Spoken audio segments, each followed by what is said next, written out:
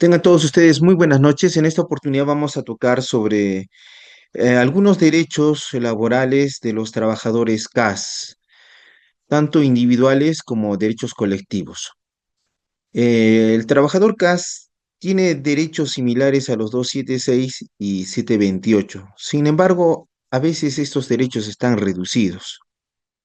Cuando se indica que la ley del servicio civil se aplicará en lo que le sea más favorable al trabajador CAS y revisamos toda la ley del servicio civil, nos damos cuenta que no hay muchas eh, situaciones que podrían favorecer al trabajador CAS, salvo algunos derechos como la licencia por docencia o en su caso la defensa a cargo del Estado en conflictos que durante su ejercicio en un cargo, el trabajador CAS puede solicitar que la entidad pague los servicios de los abogados en la defensa que él requiera.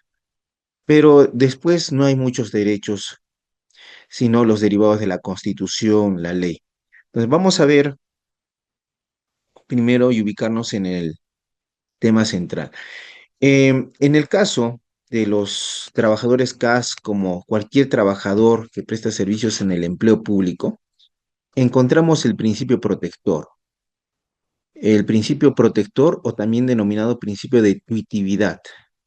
Este principio protector es del derecho del trabajo y se divide en tres subprincipios. El primer principio es la interpretación de las normas a favor del trabajador.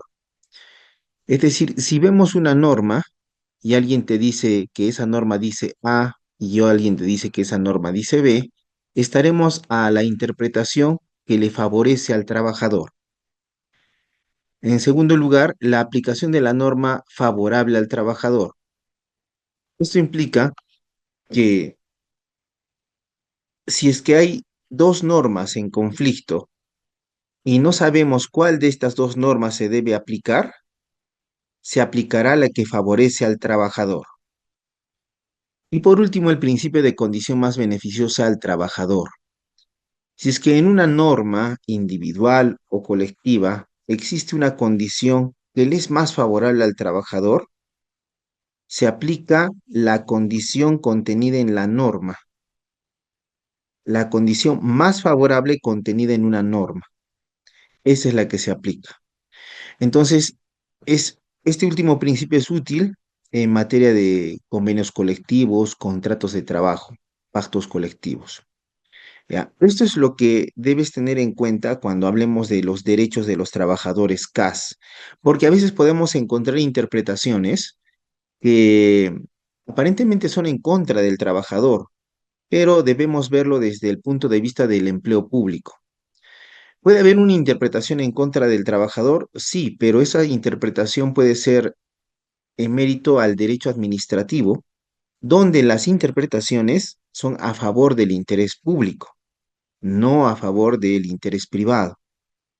Entonces, a veces la interpretación que trata de hacer primar el Estado es la interpretación de derecho administrativo, que es diferente a la interpretación del derecho del trabajo, donde, por el principio de tuitividad, el derecho del trabajo está para proteger al empleado público.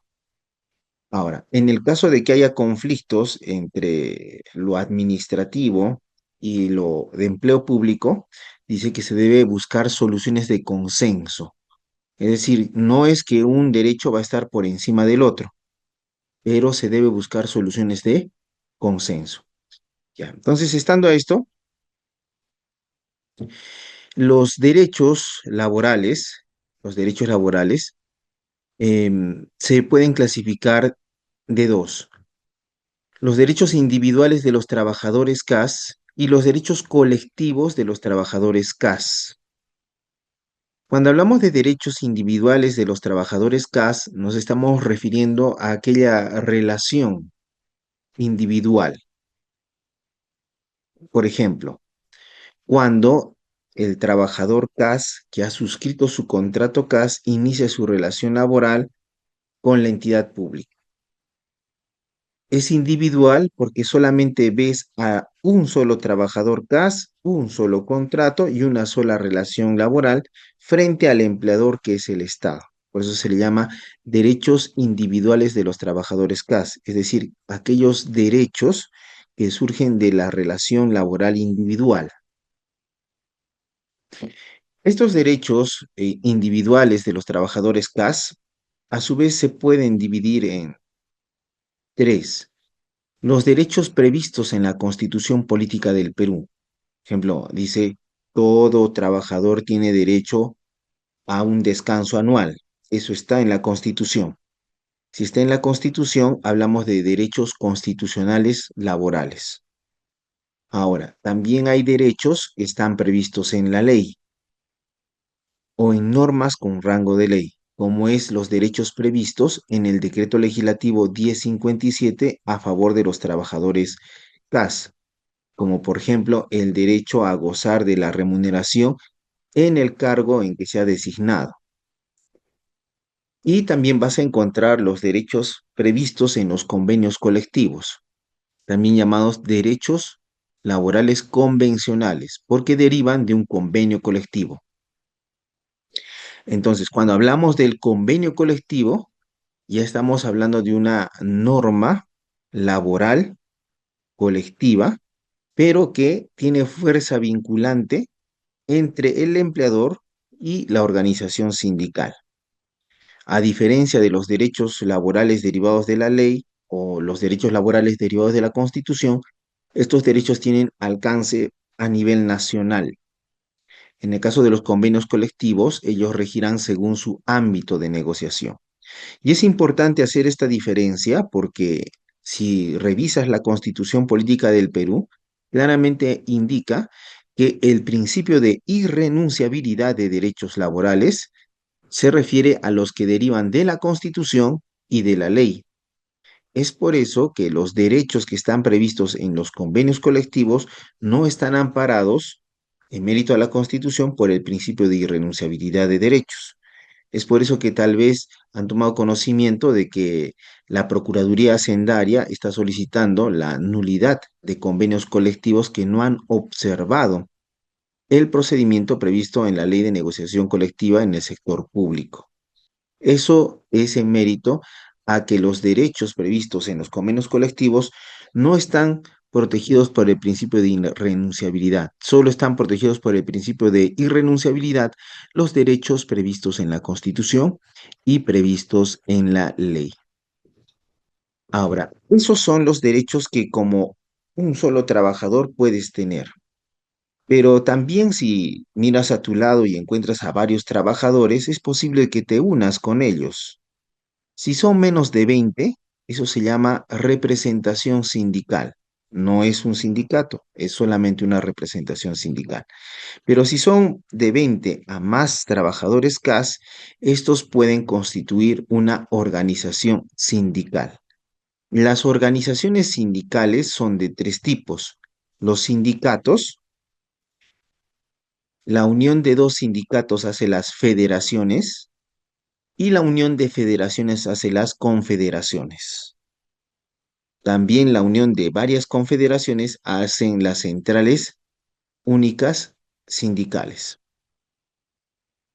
Ahora, la organización colectiva, como dice, como bien la palabra lo dice, o sea, implica ya no es una persona individual, sino es un colectivo de trabajadores. Es allí donde surge esto de el derecho colectivo del trabajo. Y el derecho colectivo del trabajo va a regular las relaciones colectivas de trabajo, es decir, las relaciones de las organizaciones sindicales con el empleador o grupo de empleadores públicos. Entonces, dentro de estos derechos colectivos del trabajo, encontramos esencialmente una trípode de derechos. Estos derechos son el derecho a la libertad sindical. La libertad sindical te permite formar sindicatos, ser parte de un sindicato. La libertad sindical negativa te permite decidir si ingresas a un sindicato o, en su caso, decidir ya no ser parte de un sindicato. Como ya te has organizado colectivamente, generalmente la finalidad de una organización sindical es obtener beneficios para sus afiliados. Esto implica que debemos poner atención al segundo derecho colectivo laboral, que es la negociación colectiva. A través de ese derecho a la negociación colectiva, tenemos que los trabajadores, unidos a través de una organización sindical, pueden presentar un pliego de reclamos y luego de la presentación del pliego de reclamos pueden discutir en trato directo sobre mejorar sus condiciones de trabajo. Si no hay la posibilidad, pueden irse a una conciliación, pueden variar a una mediación y por último pueden irse a un proceso arbitral. Cuando la negociación de trato directo fracasa, también está latente el tercer derecho colectivo laboral, que es el derecho a huelga. Si es que ves que la conciliación tampoco ha prosperado, surge todavía el derecho de huelga. Y si ves que la mediación tampoco tiene frutos, puedes ejercer tu derecho de huelga. Pero si ya te has ido a un proceso arbitral, ya no puedes ejercer el derecho de huelga. Entonces, puedes ver claramente que los derechos laborales del trabajador CAS son variados, múltiples. Sin embargo, lo que vamos a ver a continuación son los que están previstos en el Decreto Legislativo 1057, que actualmente han sido ampliados a otros dos derechos que les llamamos derechos laborales económicos, porque generan un incremento económico en los ingresos del trabajador CAS. Y es uno de los beneficios o los dos beneficios laborales más útiles para los trabajadores CAS y que han venido a quitar esa valla de discriminación del trabajador CAS respecto de otros regímenes laborales que ya gozaba de esos derechos a plenitud. Los derechos colectivos de los trabajadores CAS actualmente, debido a que son trabajadores CAS a plazo indeterminado, se ha producido un número más amplio de organizaciones sindicales. Y ese número más amplio de organizaciones sindicales se debe a la estabilidad laboral que han adquirido varios trabajadores gas. Claro, actualmente sigue habiendo problemas para buscar su estabilidad laboral, pero también hay criterios que se pueden apoyar para siempre garantizar esa estabilidad laboral. Esa estabilidad laboral puede ser absoluta o relativa. Generalmente, cuando uno gana una reposición laboral, la estabilidad laboral es relativa, no es absoluta. Tú dirás, ¿por qué es relativa? Es relativa porque si no tienes la capacidad o tu conducta es mala, previo procedimiento administrativo, te cortan tu vínculo. Entonces allí ya sabes de que no porque tengo estabilidad, nunca me van a sacar. Hay dos formas de que te saquen. Entonces eso hace que hablemos de una estabilidad laboral relativa. En la estabilidad laboral absoluta, tú ingresas y es muy difícil, casi imposible que corten tus derechos laborales y tu vínculo laboral. Estando esto, vamos a empezar a ver los derechos individuales de los trabajadores CAS. Entonces, cuando vemos los derechos laborales de los trabajadores CAS, vamos a encontrar primero, eh, bueno, antes de empezar, informarte. Los derechos laborales de los trabajadores CAS generalmente repiten lo que dice el 728. Más es lo que dice el 728. A veces se establecen mejores derechos o en su caso, lo que tú pensabas que debería ser un derecho reconocido no lo está. Eso se debe a una corriente del derecho laboral actual que se llama flexibilización laboral, es decir, que las normas laborales no establecen derechos completos para los trabajadores. Los establecen el derecho, sin embargo, siempre con limitaciones a favor del empleador. Y esto tenemos que cuidar siempre porque la otra corriente que también viene con fuerza es la corriente de la desregulación de los derechos laborales. Y en ese caso ya deja el establecimiento de derechos a cargo del empleador. Y con eso ya el Estado ya no regula los derechos laborales. Y eso es mucho más peligroso que lo que estamos viviendo ahora de la flexibilización laboral. Entonces, cuando a veces te piden requisitos y tú, en tu entender de justicia social, tú piensas de que no debería ser así, eso se debe a esas teorías de flexibilización laboral que ha asumido la Constitución de 1993. Por eso cuando a veces escuchas, la Constitución de 1993 debe derogarse, hay que devolver la Constitución de 1979. Entonces uno dice, pero ¿por qué? Es que lo que sucede es que todo el Perú avanza a través de trabajadores, ¿no? Trabajadores estatales, trabajadores privados, en empresas, en entidades públicas. ¿Ya? Entonces, cuando tú vas a la Constitución, por ejemplo, el caso del principio de irrenunciabilidad, está limitado a los derechos que derivan de la Constitución y de la ley. Los convenios colectivos y los derechos contenidos en ella no tienen esa protección de la irrenunciabilidad de derechos. Otro caso es que, por ejemplo, habla de la igualdad de trato en la relación laboral, pero no hace ninguna mención al principio de a igual trabajo, igual remuneración, como sí lo hace, por ejemplo, otras constituciones políticas de Latinoamérica. También cuando ves los otros principios, como es el principio indubio pro operario, que es interpretación favorable al trabajador, vas a ver que nuestra constitución política del 93 lo que hace referencia es a la interpretación favorable al trabajador en caso de duda insalvable. Y esa duda insalvable es lo que hace inservible ese principio en el Perú. Porque la duda insalvable significa que después de haber aplicado los métodos de interpretación jurídica, aún persiste la duda sobre cuál es la interpretación correcta. Y solamente en ese caso recién aplicas el indubio properario. Y el problema es, tú dirás, pero parece fácil la solución". No es fácil porque no existe un listado taxativo de las formas de interpretar las normas jurídicas. Por eso, ¿cómo yo voy a terminar de interpretar todas las normas jurídicas para que exista la duda insalvable si tampoco sé a ciencia cierta cuáles son esos métodos de interpretación?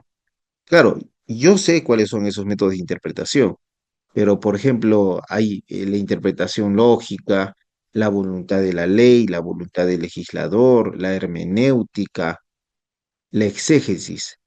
Pero si nos pones en el plano de los juristas, algunos van a decir, eso de la exégesis está mal. La voluntad de la ley o del legislador es una interpretación pasada. Debemos hacer la interpretación histórica, ¿ves? Solamente hablando de qué interpretación ya nos discutimos, pero se puede encontrar una interpretación que calce y impida la aplicación del principio de indubio pro operario en el derecho laboral peruano. Y lo mismo sucede, por ejemplo, en la Constitución Política de México. Allí habla expresamente que se reconoce el principio de protección, interpretación favorable de normas, aplicación favorable de normas y condición más beneficiosa. Así lo dice la Constitución. En nuestro caso, nuestra Constitución solo habla del indubio properario sujeto a duda insalvable. Entonces, esas situaciones son las que hacen que se pida que la Constitución del 93 sea dejada sin efecto. Porque, ¿por quién avanza el país? Por los trabajadores. Entonces, esa Constitución no los representa. Por ejemplo, también dice adecuada protección contra el despido arbitrario, dice, ¿no? Ya la Constitución del 93 no habla nada de estabilidad laboral, dice la ley, dice, ni siquiera la Constitución, ¿ah? La ley otorgará adecuada protección contra el despido arbitrario.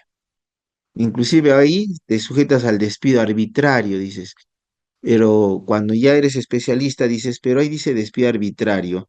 Y ya sabemos que actualmente no es solamente el despido arbitrario, está el nulo, el incausado, el fraudulento, el indirecto. Entonces, y esos no están cubiertos. No, pero la Constitución, el Tribunal Constitucional lo dice, claro, el Tribunal Constitucional viene a parchar políticamente lo que considera correcto. Es una dictadura jurisprudencial, cuando lo que se tiene que hacer es modificar la Constitución del 93 y mejorar la calidad de los derechos laborales contenidos en ella. Entonces, eso es lo que tienen que reflexionar a veces cuando les dicen la Constitución del 93 es, y no te dicen por qué, ¿no? Bueno, eso es lo que técnicamente encuentras. No hay ninguna palabra sobre estabilidad laboral en nuestra Constitución.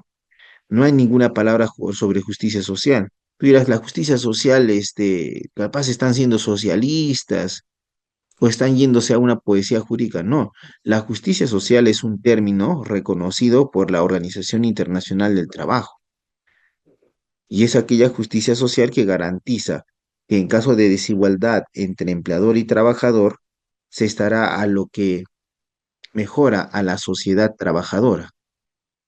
Entonces, no son conceptos, digamos, antitécnicos, poéticos, son conceptos técnicos. Ya. Entonces, estando a eso, veamos. El primer derecho es el derecho a percibir una remuneración. Como sabemos, en un contrato de empleo público encontramos tres elementos. El primer elemento es la prestación de servicios. Como consecuencia de que tú le prestas un servicio a la entidad pública, la contraprestación es el pago de una remuneración. Ahora, un tercer elemento es la subordinación. Esto significa que la entidad pública, a través de sus autoridades administrativas, debe disponer órdenes, dirigir tu trabajo, darte los elementos para que tú prestes el servicio. Entonces, por eso, cuando a veces tú dices, doctor, yo soy un locador de servicios, pero ¿puedo acreditar la subordinación? Antes de ser locador de servicios, lo que ganas es un honorario. Cuando eres trabajador, ganas una remuneración. Al desnaturalizar tu locación de servicios y pedir los beneficios sociales que te debían reconocer, se usa como base tu remuneración. El honorario pasa a ser remuneración e implica que te deben, en base a esa remuneración, hacer el cálculo de los demás beneficios sociales que sustentan su cálculo en esa remuneración. Ahora, esto de la,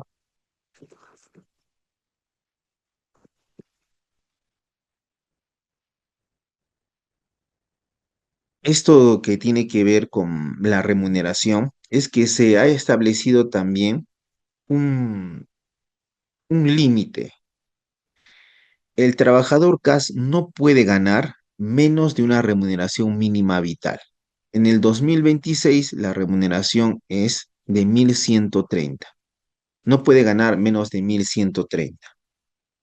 Y esto es importante porque a veces,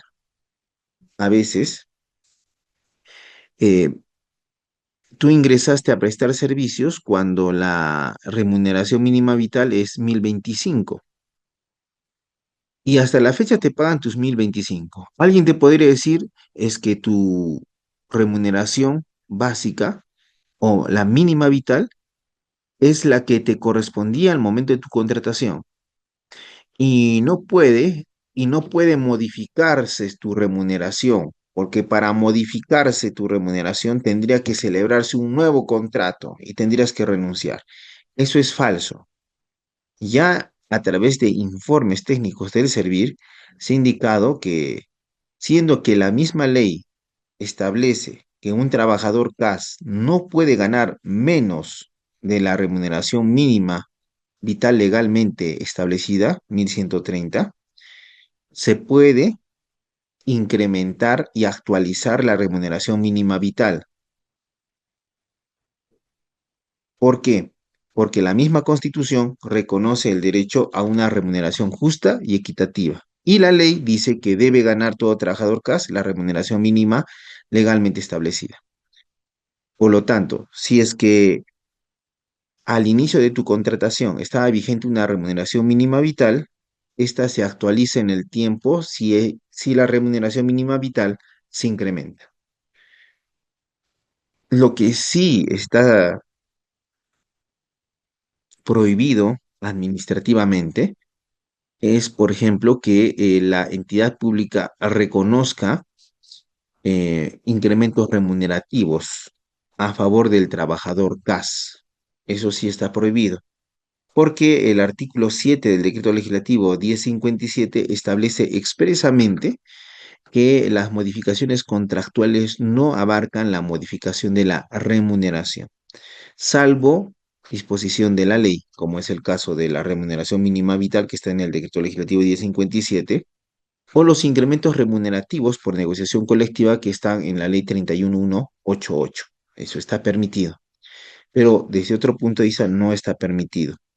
Es por eso que a veces se les indica que tienen que renunciar y después participan nuevamente y se les aumenta el sueldo, pero lo malo de eso es de que pierden su estabilidad laboral ganada. ¿Ya? Pero eso es, por eso te digo, estos derechos no están bien redactados en la 1057, solamente es un reconocimiento básico de los derechos laborales sin especificar supuestos especiales que se podrían dar en la vía administrativa y judicial. Te dije que en la vía administrativa no es posible, porque, por ejemplo, se pueden dar casos de homologación de remuneraciones.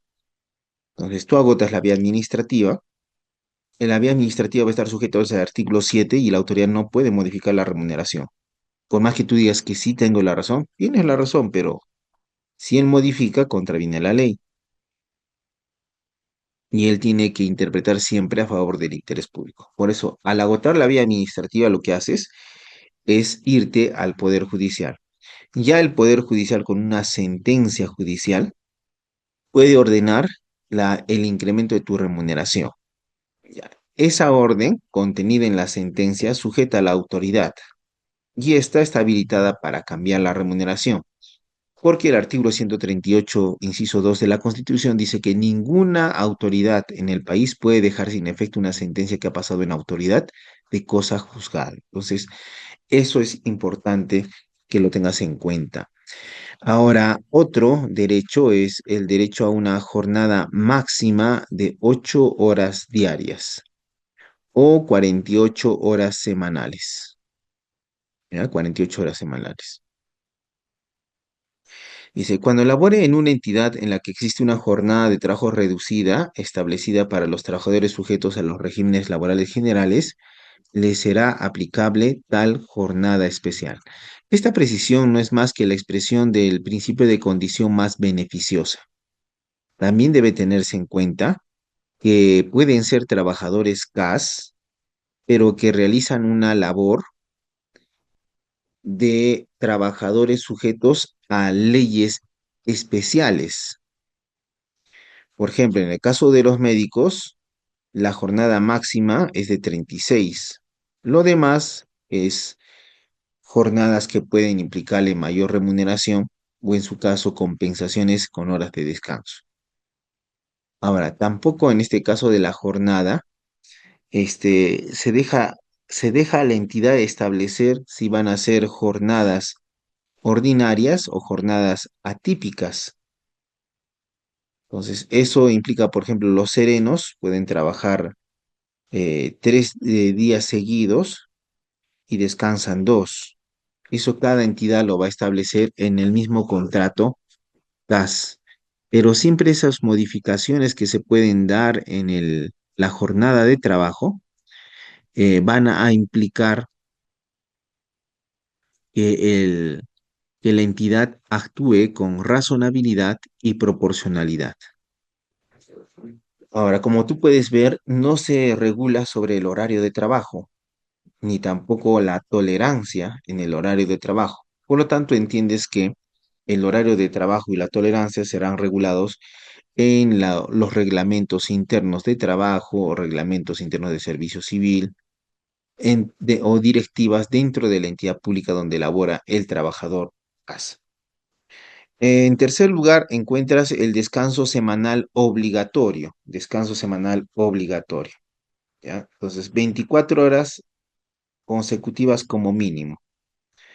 Esto significa que, por ejemplo, si tu descanso es en día domingo y tu jefe te empieza a escribir ese domingo y dándote pautas sobre lo que se va a hacer el día lunes, bueno, se está produciendo una situación de acoso laboral, porque como dice, descanso semanal obligatorio, 24 horas consecutivas como mínimo. Entonces, aun cuando diga, no, pero yo le estaba diciendo lo que tiene que hacer el lunes, ya está afectando esa obligatoriedad del descanso semanal. Entonces, eso también es un derecho del trabajador CAS.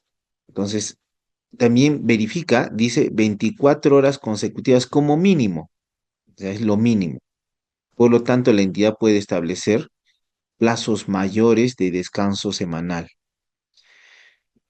En esos casos, por ejemplo, si la entidad establece un plazo mayor, allí aparecen figuras como la costumbre laboral.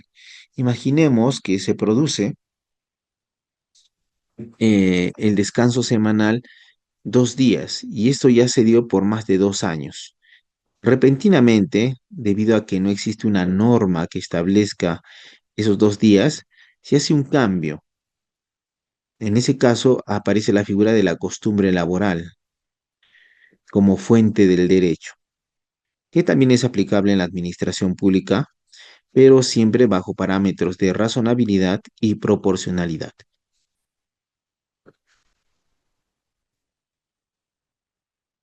Otro de los derechos laborales es un tiempo de refrigerio.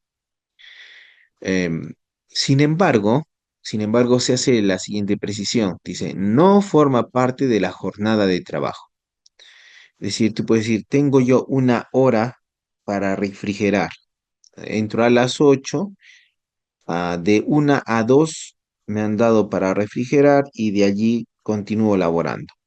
Entonces tú puedes pensar que esa hora es parte de tu jornada. La ley establece que esa hora de refrigerio no es parte de la jornada. O sea, tú puedes decir, he estado 9 horas. Sí, es posible que has estado 9 horas en tu entidad. Sin embargo, la pregunta es, ¿una de esas horas lo utilizaste para refrigerio? Sí, utilicé para refrigerio. Restamos esa hora. ¿Cuántas horas has estado? 8 horas. Entonces no se ha afectado el derecho laboral indicado. Ahora, también en el caso del régimen laboral 728, allí le ponen una coma y dice, salvo convenio colectivo en contrario. En este caso no hay esa prohibición de que por convenio colectivo se podría integrar el refrigerio a la jornada de trabajo. Sin embargo, debemos tener en cuenta que el decreto legislativo 1057 lo establece de esa forma. Pero es discutible porque también la Constitución, en su artículo 2, inciso 24, literal A, dice, lo que no está prohibido está permitido. Si no existe una prohibición expresa de que podamos negociar colectivamente que el refrigerio sea parte de la jornada, entonces sí lo puedo negociar en ese ámbito y no estoy contraviniendo la norma. Otro es los aguinaldos por fiestas patrias y Navidad, conforme a los montos establecidos en las leyes anuales del presupuesto del sector público. Seguramente ahora vas a decir, no, doctor, eso no. Claro, específicamente ha pasado que hace ya más de un mes han modificado. Antes, el trabajador CAS ganaba un aguinaldo y las leyes de presupuesto establecían 300 soles. Y lo trágico era ver que los 728 se les pagaba gratificaciones por fiestas patrias y Navidad que tenían la equivalencia de una remuneración mensual. En el caso de los trabajadores CAS, estos ganaban aguinaldo por fiestas patrias y Navidad y la ley anual de presupuesto establecía un monto de 300 soles. Actualmente, esto ya ha sido derogado y actualmente se gana gratificaciones en el mismo monto que corresponde a la remuneración del trabajador CAS. Otro derecho son vacaciones remuneradas, el descanso anual. Este derecho no solamente es un derecho con rango de ley, es un derecho constitucional, porque la misma Constitución establece el derecho a una vacación remunerada por 30 días naturales. Sin embargo, el goce del derecho de vacaciones no es un goce del derecho ilimitado. Por ejemplo, el día lunes cumplo un año, por tanto, el martes me vale y ya no voy a trabajar. No, tienes que coordinar con el empleador si es posible ya hacer uso de tus vacaciones. Y basados en razonabilidad y proporcionalidad, se te puede decir que tienes que estar 15 días más y de allí vas a hacer uso de tus vacaciones. Si se exceden los plazos y te lo postergan, evidentemente es un acto de hostilidad laboral desproporcional e irrazonable. O sea, siempre cuando veas, a veces el trabajador, en mi caso, por ejemplo, a veces yo llevo de los trabajadores los procesos. eh, hay trabajadores que tienen sentido común y se dan cuenta de que hay situaciones que están sustentadas por la entidad en razonabilidad y proporcionalidad. No hay que pensar que siempre hace las cosas mal, ¿no? Ya sería paranoico, prejuicioso, porque es como pensar que la persona siempre hace malas cosas. Nosotros solamente vemos a la persona, ¿no? Con errores y virtudes. Igual la entidad pública, ¿no? Entonces, ¿qué pasa? Por ejemplo, lo rotan al trabajador, pero evidentemente está acreditado que es necesario rotarlo porque no hay personal, pero el trabajador piensa que le están acosando laboralmente y empieza a ser todo un problema, pese a que ya le han dicho de que no es porque ellos quieran hacerle daño, sino porque necesitan a personal allí y tiene que estar, y está acreditado documentalmente. Si él se va a un proceso judicial y se acredita la razonabilidad y proporcionalidad, es probable que pierda el juicio. Por eso siempre tiene uno que visualizarlo de manera objetiva. Ahora, puede ser otro caso donde nuestro trabajador CAS está trabajando tranquilo y de repente le dicen tienes que pasarte a otra oficina. Ya, hace caso.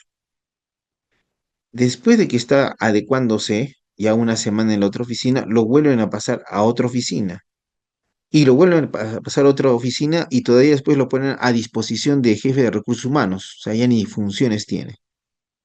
Evidentemente, allí ya no hay razonabilidad y proporcionalidad. En ese caso ya hay acoso laboral. Por eso se tiene que evaluar caso por caso. No es que exista una bola mágica que nos diga este trabajador va a ganar, ni porque tengas al mejor abogado del Perú en materia laboral vas a ganar el caso, porque el juez es quien va a evaluar si hay razonabilidad o proporcionalidad en la acción de la entidad pública. Si no lo hay, evidentemente es fundada tu demanda. Si la hay, puedes perder el caso. Entonces, por eso hay que tener mucho cuidado con las cosas que se dan, porque en estos casos la otra vez sucede de que el trabajador, por decirlo así, pechea a la entidad ya. ¿Sabes qué? Me voy de vacaciones el lunes. Y él mismo todavía se pone, desde el lunes tal a tal fecha, voy a hacer mis vacaciones. Entonces la entidad ha acreditado con documentos que necesitaba del personal y la misma ley dice que eso es del goce de vacaciones, se solicita, pero es coordinado. Y decirle así, yo voy a hacer uso de mis vacaciones, es derecho irrenunciable, y ya ahí lo que le ha dicho el juez en ese caso es que todo derecho aunque sea constitucional, tiene límites en el interés público o en el derecho de terceros.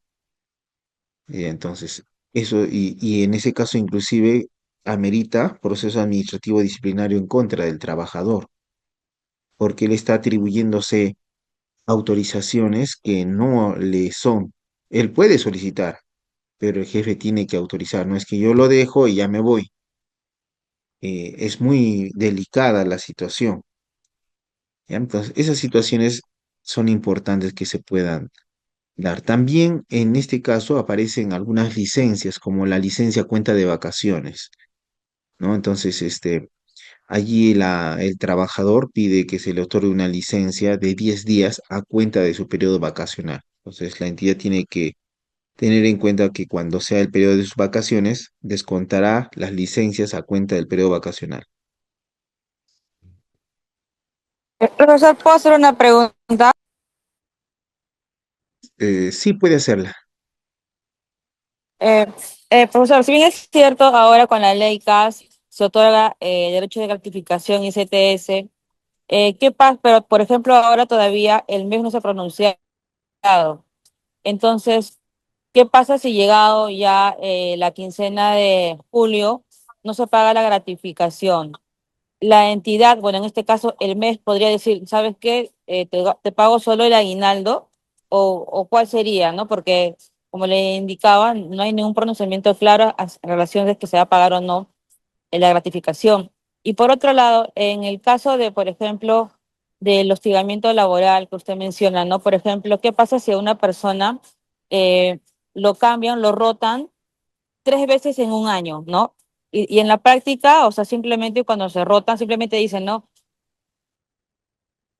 finalita de tanto, pasa al área tanto, ¿no? Por necesidad de servicios, nada más con ese tenor, pero no hay un fundamento claro. ¿Se podría apelar ese memorando? Ya, en el primer caso de el MEF, recuerden que el derecho del empleo público no es derecho del trabajo. Ya, en el derecho del trabajo, el empleador tiene sus ganancias y lo puedes denunciar, hacer. En el caso de las entidades públicas, como has visto, tú estás en tu entidad pública, pero quien tiene que dar el dinero es el MEF. Mientras el MEF no le dé, él no puede pagar. Ahora, no dice que no les van a pagar, les tienen que pagar, pero vía de vengado. Es que no se puede, todavía no hay dinero en el MEF. Ahora, tal vez presentan una demanda de inconstitucionalidad, aunque han dicho que no van a presentar, pero si presentaran, igualito tienen que pagar porque no suspende. Pero digamos, si te vas a un proceso judicial, porque todos los abogados te vamos a decir, hay que presentar denuncias penales, abuso de autoridad, omisión de funciones, pero el fiscal lo que evalúa es, pero la entidad no tiene la culpa porque el mes no tiene plata o no ha mandado la plata, lo archiva. Haces un proceso judicial para el pago de tus gratificaciones, pero a veces, digamos, es 5.000 promedio gana el trabajador CAS y el juicio dura un año y lo único que te van a reconocer es tus intereses legales, que laborales son poquitos, más o menos 5.100 soles y alguito más puede ser, eso es después de un año. Entonces, lo que tienen que hacer es las organizaciones sindicales coadyuvar y ayudar a la entidad. Tendrán que viajar las organizaciones sindicales a Lima, ver con el mes qué está pasando, cuándo va a venir la plata. Más es acción que cosas jurídicas, porque los abogados hacemos los escritos, hago los escritos, te denuncio que me pagas. Está bien como presión, pero no por presentarlo van a lograr el pago si es que el mes no trae el dinero. Ahora, en el otro caso de las rotaciones, en realidad sí puedes interponer recursos contra los memorandos, pero también debes tener en cuenta que en los memorandos no te tienen que explicar, o sea, no te tienen que decir todo largo y tendido por qué razones. Simplemente dice necesidad de servicio y te roto, dentro de los plazos que me dice la ley del trabajador CAS 90 días. Ahora, el detalle está cuando tú dirás, pero esa necesidad transitoria, ahí vamos. En el memorando no tiene que estar. No tengo, yo solamente te digo y tú te vas, porque si no, ya estás desobedeciendo. Pero lo que pasa es que este trabajador tiene que hacer caso a la orden, porque eso también, si no hace caso, también puede incurrir en usurpación de funciones, porque ya le han dicho, vete al otro cargo y él sigue aquí en este cargo. Ya, ahora. En ese caso, si él considera que está mal esa rotación, él puede pedir por la ley de acceso a la información pública los documentos que precedieron a ese memorando. Y en esos documentos debe estar la necesidad, el supuesto de necesidad. Si no está claro ese supuesto de necesidad, evidentemente es irrazonable y desproporcional y podría dejarse sin efecto. Pero igual también hay que evaluar, porque eso lo vas a presentar si te niegan tienes que apelar. Si te niegan, ya te tienes que ir a juicio. Entonces, hay que evaluar costo-beneficio.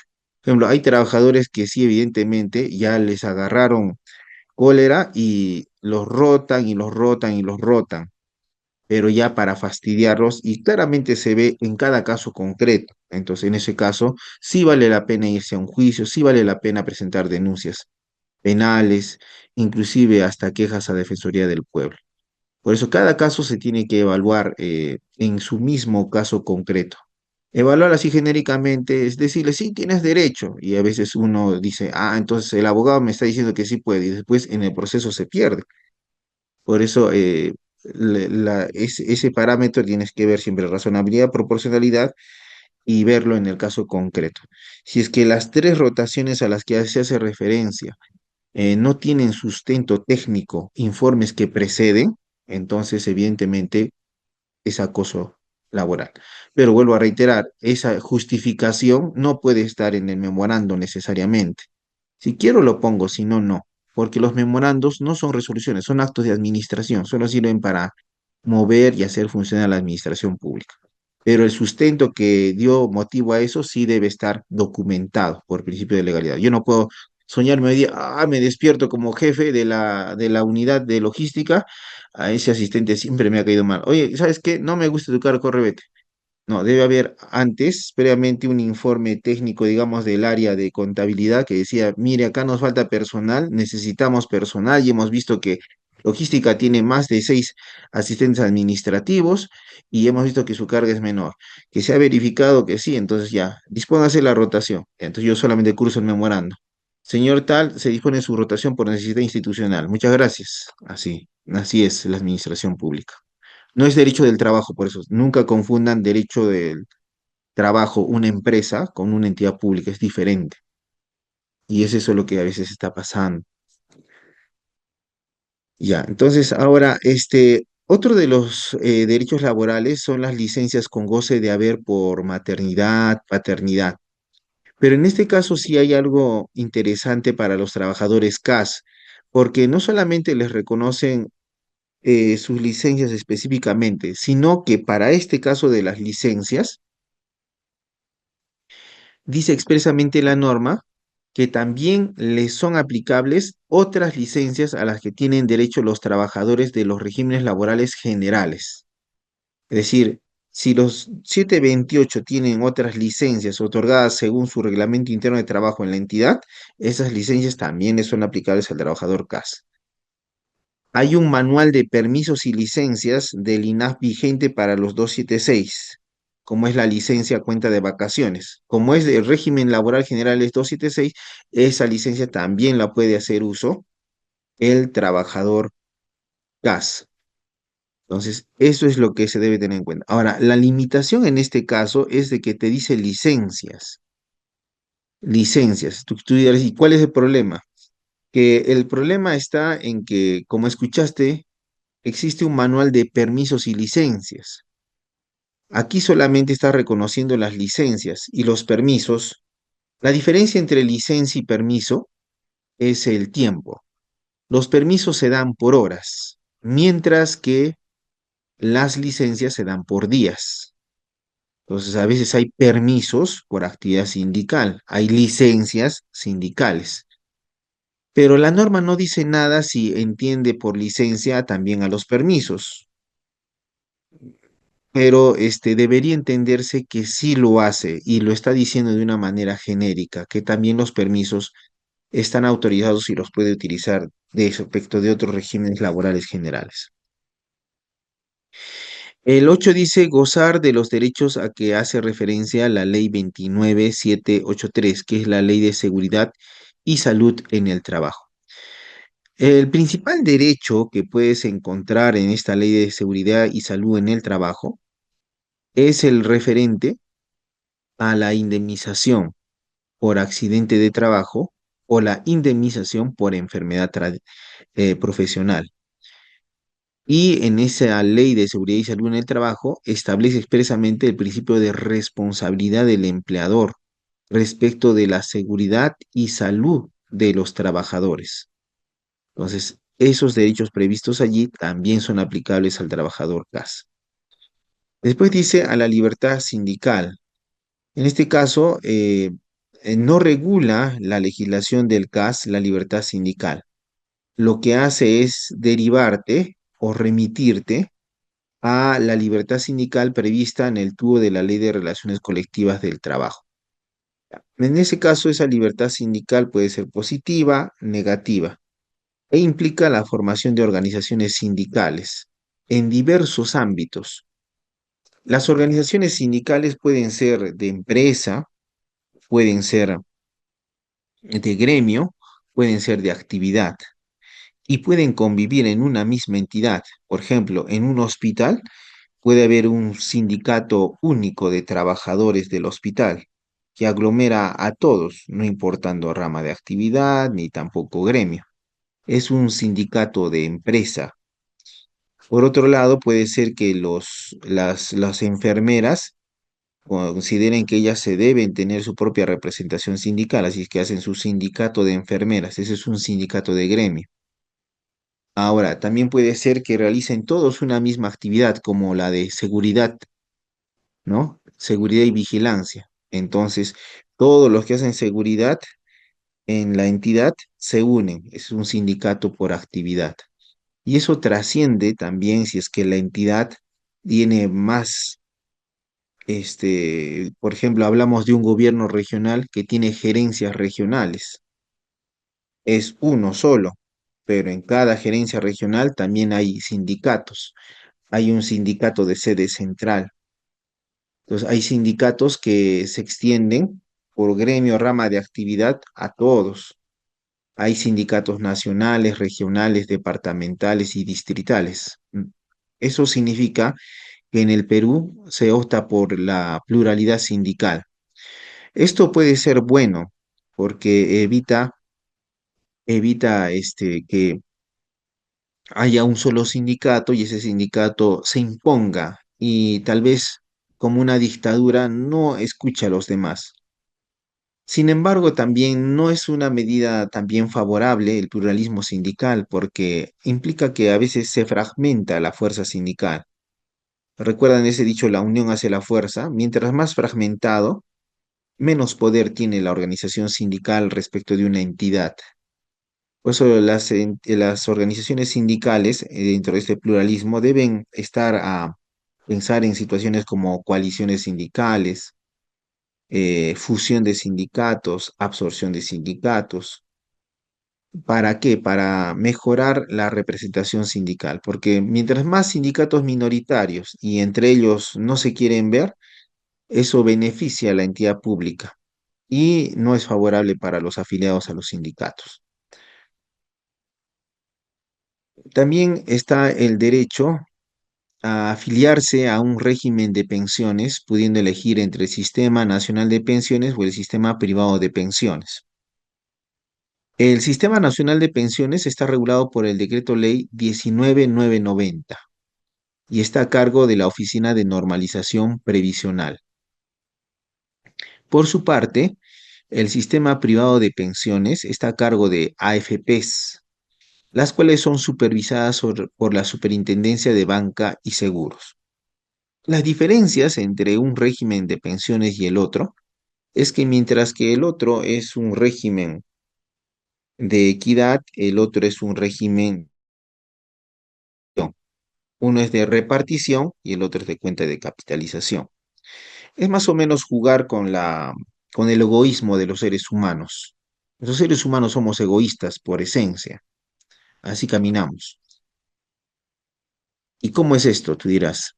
En el caso del sistema de repartición, que antes era obligatorio hasta que en el 92 ya se aperturó el sistema privado de pensiones, lo que sucede en el sistema de repartición, que es el Sistema Nacional de Pensiones, es que a nivel nacional, todos los trabajadores que están en el Sistema Nacional de Pensiones, un 13% de su remuneración lo pasan a un fondo común. Puedes laborar 50 años y todo se va a un fondo.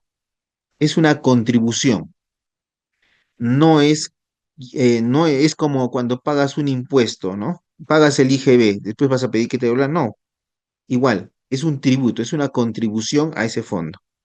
Entonces, cuando envíe todas las personas se les descuenta y lo ponen en ese fondo, de allí sale para los que ahora son asegurados o pensionistas, de ese mismo fondo sale. Entonces, sucede de que el sistema tiene que seguir ese régimen. Entonces puede colapsar si es que financieramente hay un desfase, ¿no? Son menos los que aportan y más los que sacan. Inclusive también es difícil financieramente establecer si se les puede aumentar la pensión a los que sacan de ese mismo fondo. Entonces por eso se ha establecido un mínimo de remuneración, aproximadamente 1.100 y tantos, nada más. Ese es el máximo, disculpa. El mínimo es 415 y el máximo es 1.100 y tantos. Entonces, tú puedes decir, no, pero yo he trabajado más años. Yo quiero que me devuelvan mi plata. Es que no te van a devolver tu plata porque es una contribución. Ya es como tú has pagado un tributo a ese fondo. Nunca has aportado. Ya, estando a eso, aparecen las AFP. Y la AFP te dice, yo te voy a descontar 11%. Mira, la ONP te descuenta 13% y yo te voy a descontar 11%. O sea, te vas a quedar con 2%. Ya. Y dos, vas a aportar solamente para ti. Ya. Y en efecto, cuando estás en la AFP, tu 11% va a una cuenta de capitalización para ti solito. O sea, si tú no aportas, a nadie le importa, porque tu pensión va a salir de lo que tú aportes. Ya, pero el 11% no se va todo aquí. No creas que la AFP va a hacerlo gratis.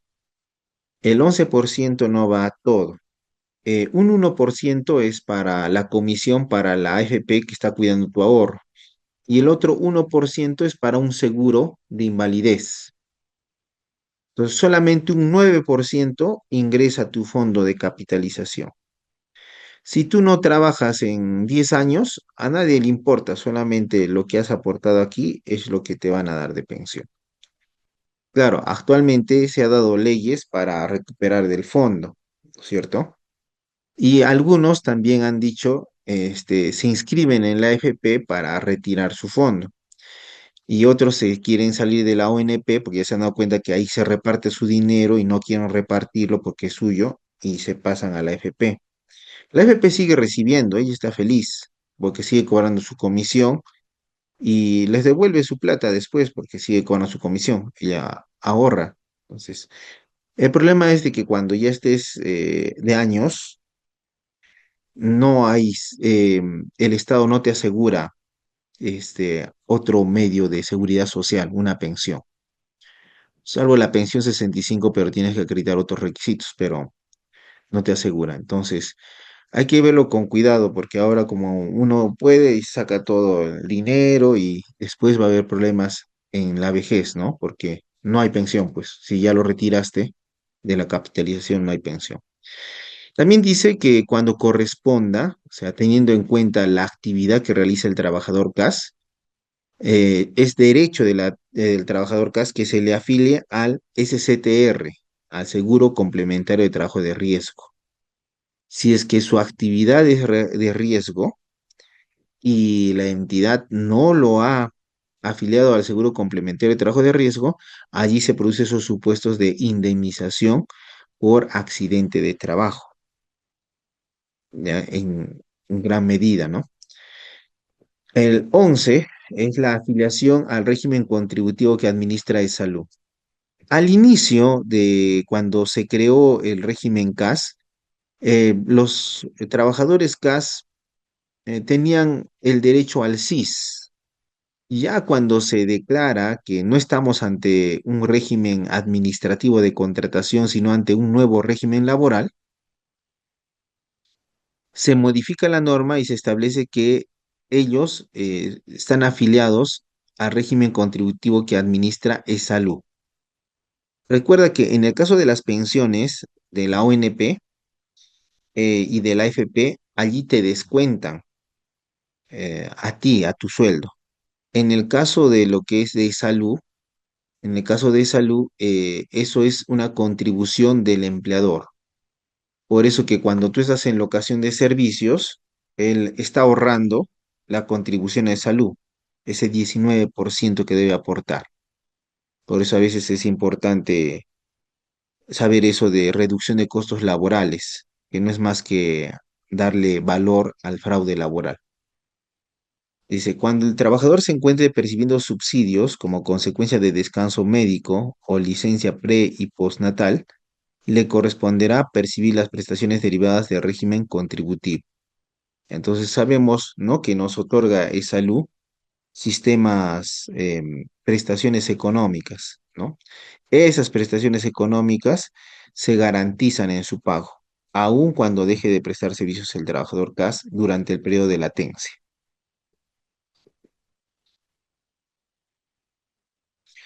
Otro es recibir al término del contrato un certificado de trabajo. Bueno, tal vez ese derecho es demasiado, muy básico, ¿no? Pero dice un certificado de trabajo. Cuando terminas una relación laboral, te dan un certificado de trabajo. Cuando estás prestando servicios, allí te dan una constancia de trabajo, la diferencia. Ahora, hay también el certificado único de trabajo, que es un procedimiento administrativo que nos facilita el Ministerio de Trabajo. Pero tienes derecho a que te den un certificado de trabajo, aun cuando en ese certificado de trabajo, tal vez tú puedes decir, a mí, doctor, me han destituido y no sé si me convendrá pedir un certificado de trabajo. Ya sentencias de la Corte Suprema han establecido que en el certificado de trabajo solamente se hace constar los datos de la prestación del servicio, sin contener ninguna aseveración o información que perjudique al trabajador, porque como puedes ver es un derecho laboral. 13. Percibir la remuneración prevista para el cargo de confianza o para el puesto de dirección designado o encargado. Retornar a su puesto de origen terminada la designación o encargatura. Entonces, ¿qué pasaba antes? Al trabajador CAS lo hacían firmar su contrato como asistente administrativo. Ni bien estaba 2 días, lo subían indicándole responsable de la jefatura de contabilidad, por ejemplo. ¿Ya? Y cuando él se daba cuenta, las funciones que estaba realizando son las funciones del puesto de dirección y no tiene nada que ver con lo de asistente. Y como asistente le dijeron 3.500 y le seguían pagando 3.500 pese a que existía mayor responsabilidad y mayor función.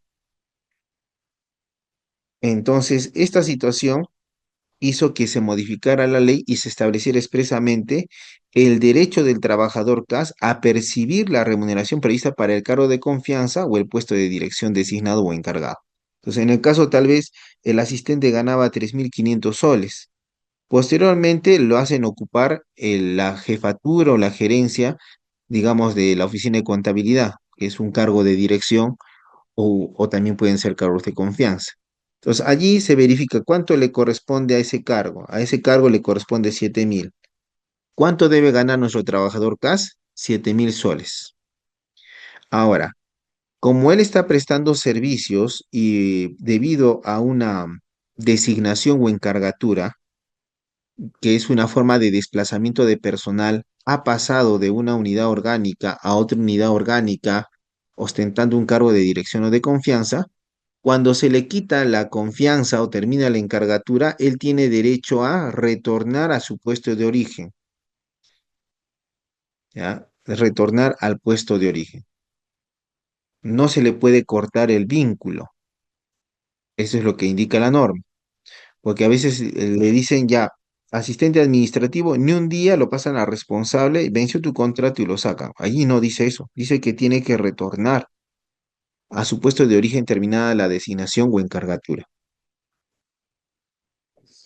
Ahora veamos los dos derechos que se han establecido actualmente. Ya. El primer derecho son las gratificaciones. Ya, dice, el contrato administrativo de servicios otorga al trabajador el derecho a las gratificaciones por fiestas patrias y Navidad, cada una de las cuales es equivalente a una remuneración mensual. Con esto ya no se paga aguinaldos, se paga gratificaciones y el monto de la gratificación es equivalente a una remuneración mensual.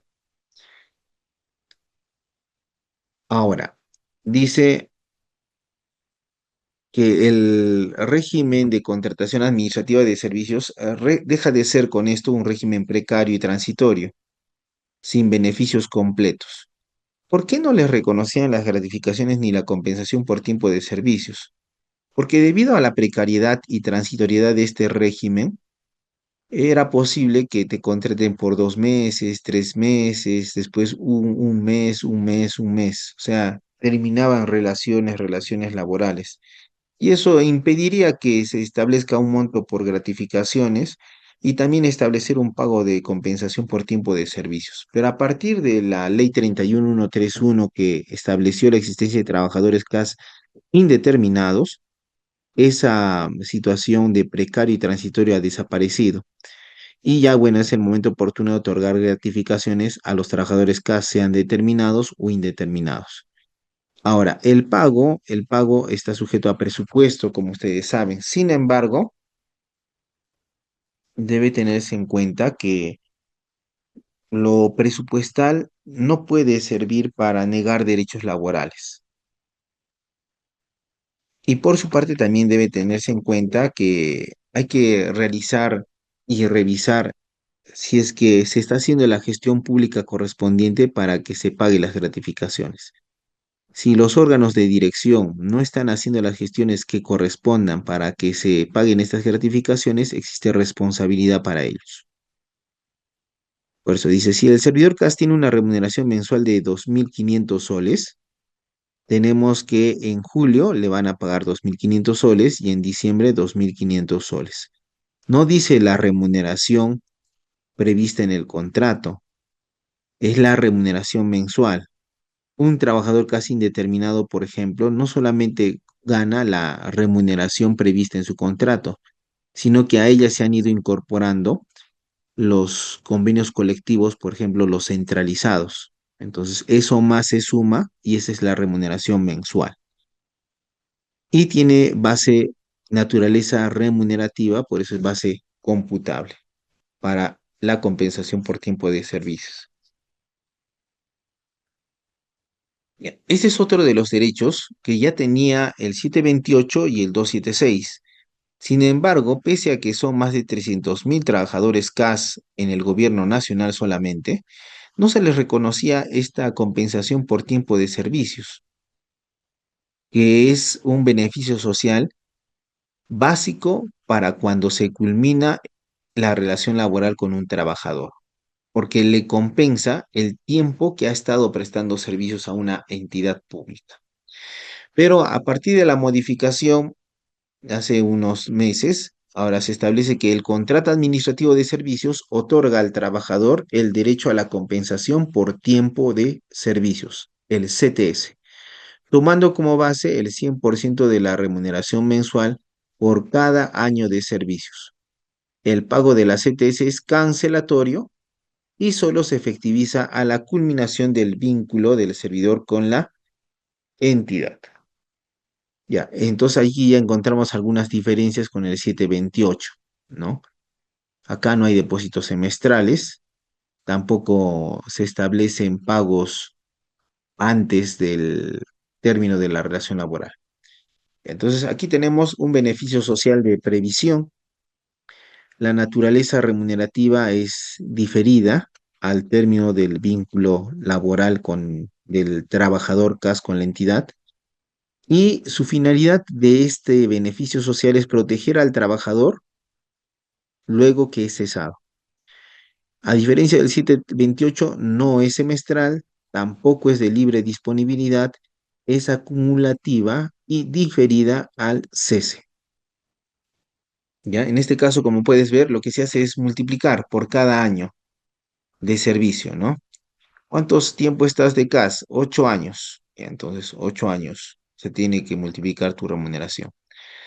En este caso, se aplica la teoría de los hechos cumplidos. Tú puedes decir, pero doctor, esto recién ha salido, entonces será para los nuevos. Respecto de los derechos laborales, se debe entender que eso se aplica a las consecuencias de las relaciones laborales. Y una consecuencia de la relación laboral es la compensación por tiempo de servicios. Por lo tanto, aun cuando tu prestación de servicios haya iniciado con anterioridad a la ley que reconoce la CTS para el trabajador CAS, eso no es obstáculo para que cuando termines y ceses te paguen una remuneración por cada año de servicios. ¿ya? Se llama teoría de los hechos cumplidos y está regulado en el artículo 103 de la Constitución Política del Perú. Y aquí, en el caso de los 276 tiene el efecto cancelatorio y tiene otro tipo de, de cálculo, teniendo en cuenta el MUC y el incentivo único que se paga a los 276. Y aparte que en los 276 se rigen por un sistema único de remuneraciones. Sin embargo, en el caso del CAS y del 728, ellos se regulan por un contrato. Entonces allí, por ejemplo, el depósito, en el caso del CAS del CTS, es al final, cuando termina su vínculo laboral. Pero en el caso del 728 es semestral. En el caso del CAS no hay disponibilidad. En el 728 a veces hay disponibilidad parcial. En el caso del CAS, no se deposita el CTS a una entidad financiera. En el caso del 728 sí, porque como en el caso del CAS el pago de la CTS se dará al final, la misma entidad con sus recursos es quien va a pagar. En el caso del CAS, la naturaleza es diferida total, hasta que termine la relación laboral del trabajador CAS. En el 728 es mixta. Puede ser a veces de que por la disponibilidad parcial se den tramos donde se paga o tal vez siempre al final de la relación laboral. Ahora veamos los derechos colectivos de los trabajadores CAS.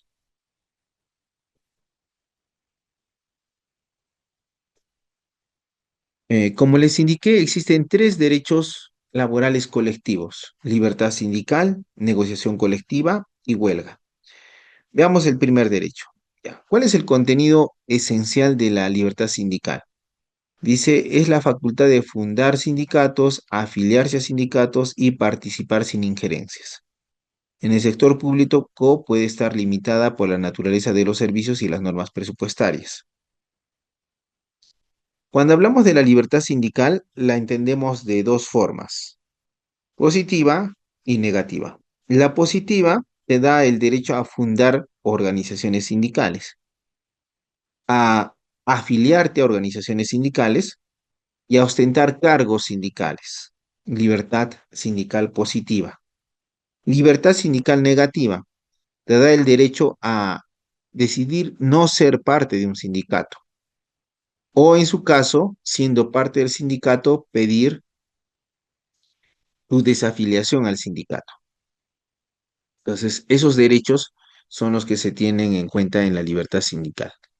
Entonces, libertad sindical generalmente nos lleva a hablar de organizaciones sindicales, que como te dije pueden ser sindicatos, y los sindicatos se unen, hacen federaciones, y las federaciones se unen, hacen confederaciones, y las confederaciones se unen, hacen centrales sindicales.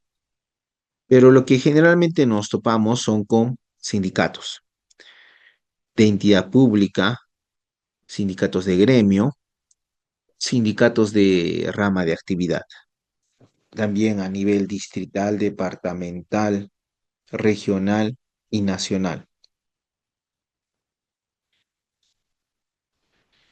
Entonces, el Tribunal Constitucional del Perú ha reconocido la vigencia de la libertad sindical en el sector público, pero le establece límites razonables. Por ejemplo, a través de la libertad sindical siempre tiene, a diferencia de la empresa, su finalidad es ganar dinero, ¿no es cierto? Y ella obtiene ganancias. Entonces, la organización sindical tiene que participar de esas ganancias. En el caso del empleador estatal, es una entidad pública y los recursos que tiene derivan de los tributos de de la sociedad peruana. Es eso lo que está aquí.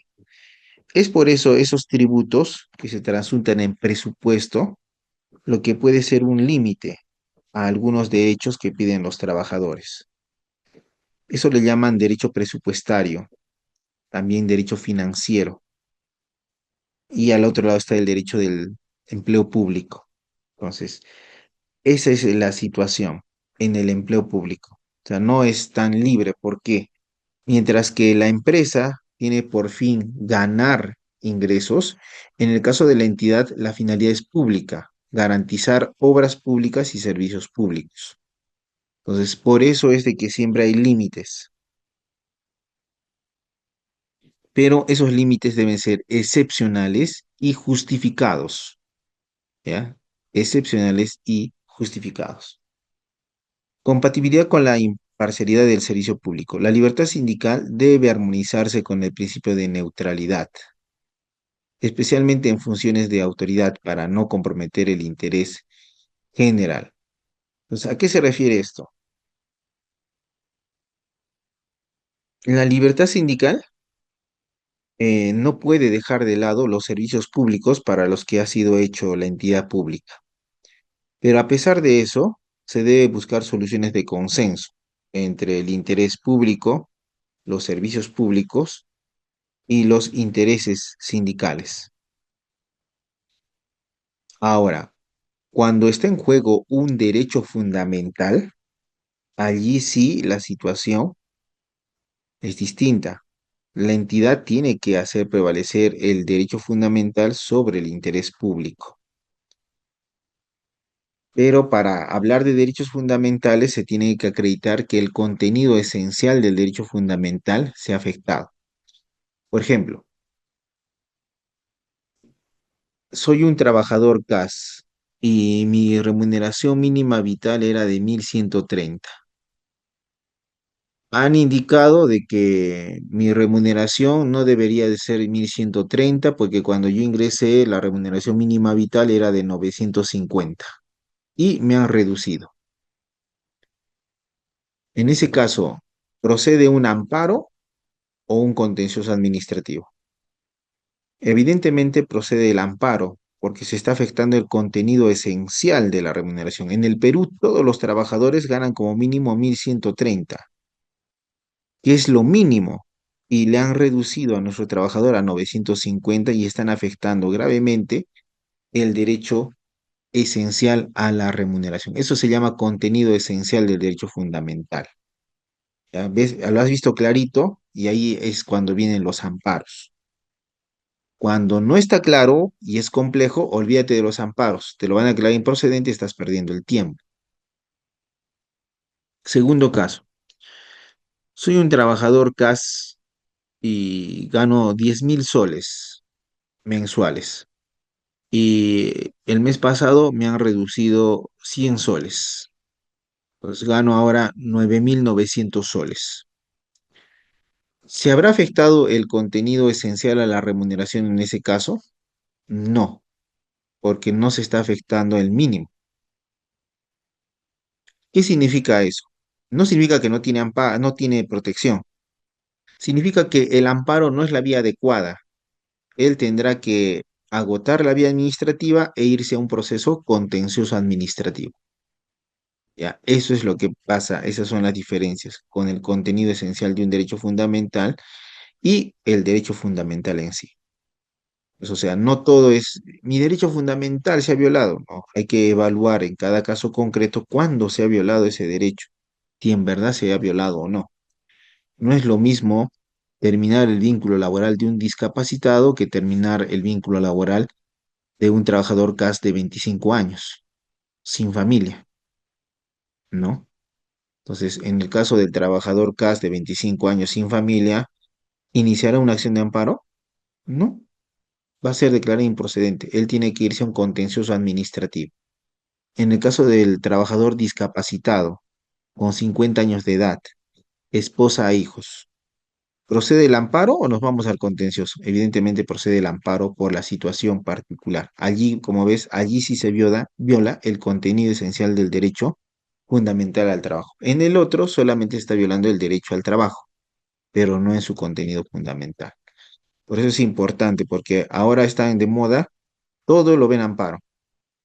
Entonces, y los amparos se declaran improcedentes. A veces uno ya les dice, ya, si quieres presentar tu amparo, lo presentamos. Te lo van a admitir. Ahorita yo hago un amparo, a la semana el juez me lo admite, pero no es porque el juez quiera o porque el juez diga, tengo que, está bien, sino que la ley le obliga al juez a admitir el amparo. Entonces, por eso le presentan y él lo que hace es admitir el amparo.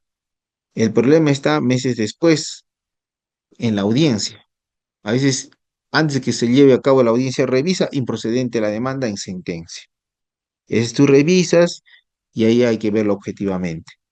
Si en verdad se está violando el contenido esencial o si en verdad tengo que irme al proceso contencioso administrativo. Eso está en el caso de los trabajadores CAS. Ya. Como te dije, la libertad sindical está íntimamente ligada con la formación de los sindicatos. Ya, entonces, la formación y el registro de los sindicatos en el sector público.